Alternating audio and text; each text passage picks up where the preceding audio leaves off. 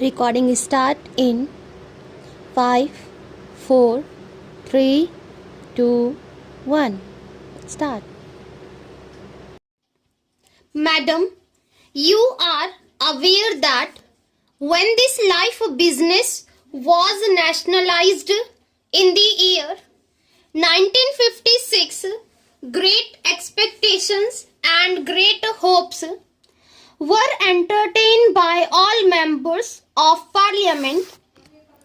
In their statement of objects and reasons relating to that measure, the finance minister stated that nationalization was necessary and even imperative to achieve the broad objectives of increasing insurance business, to take it to larger areas including the rural areas, and to give greater returns to policyholder.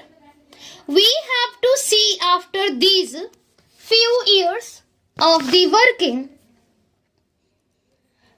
of this organization how far we have achieved these great objectives in the past also. We may remember that many criticisms have been made in regard to the working of this organization. Even the estimates committee has gone into this question and examined in detail the various aspects of the working of this organization. That committee has made certain recommendations. Those recommendations are very important and I will advert to them shortly. Before I deal with them, I wish to make one point clear. In spite of the various criticisms and in spite of the various comments made in the house, in the press, and also through various organizations, the working of this organization has not been improved very much. The report which we are discussing today relates to the year 1966. Obviously, it is a very old document and a discussion on this report at this hour perhaps is too late.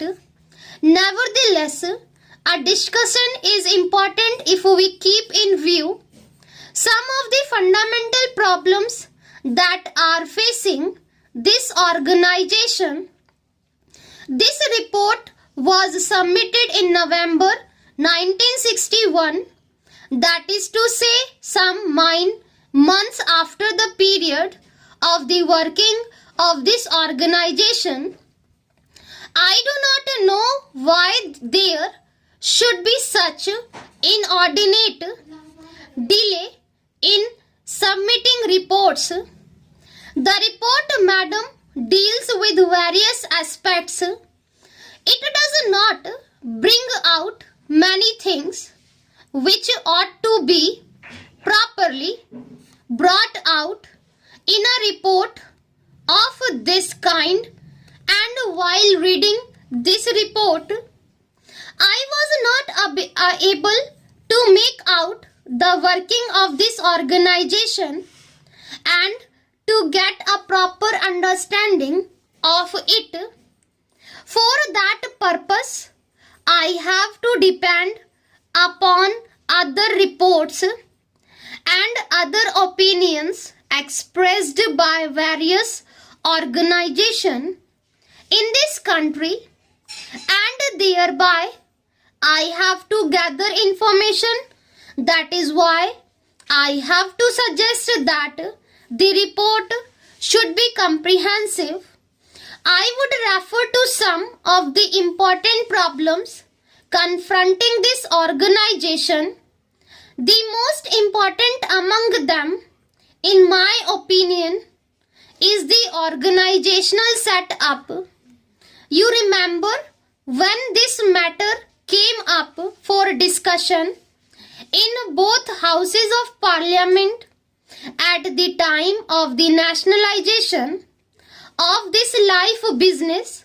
Suggestions were made by certain members. I was participating in the other house in the debate then, and I suggested that one corporation would not be better, and it is desirable to have more than one organization, to have more than one corporation. I suggested this, and a good many members of my party made this suggestion because they thought that there should be some sort of comparative standards to measure the efficiency and performance of this organization.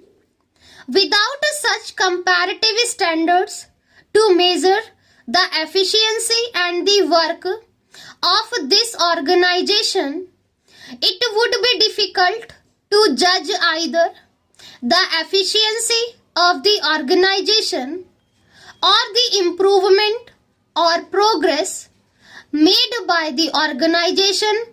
Therefore, we suggested that there should be more than one corporation. Perhaps there should be 3 or 4.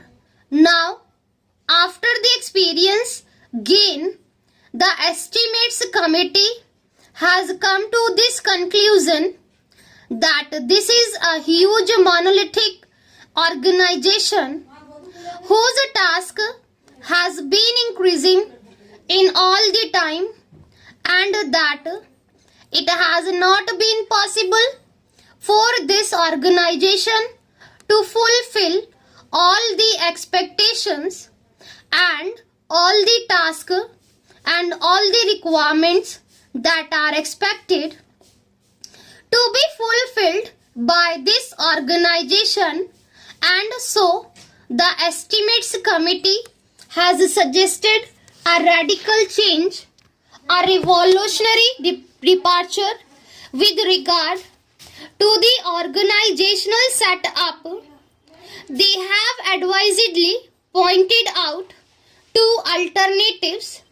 The first alternative is to set up more than one corporation so that there may be division of work and division of areas. There may also be healthy competition between the corporations so that the country and the people may know which corporation is doing better and which is not doing better. The other alternative they have suggested is that there should be one organization with a federal structure with semi-zonal units functioning. Therefore, I also submit that with this monolithic structure, it would be difficult for the organization to carry out its function more efficiently and in a direction which is healthy and which is progressive. In the first instance, therefore, I would suggest that the ministry should immediately take steps to see that the whole organizational setup is revised and reorganized so that there may be better efficiency and understanding maintained into the working of this great institution. The organization as it is constituted reveals certain inherent defects. The main office is managed by a large number of officials.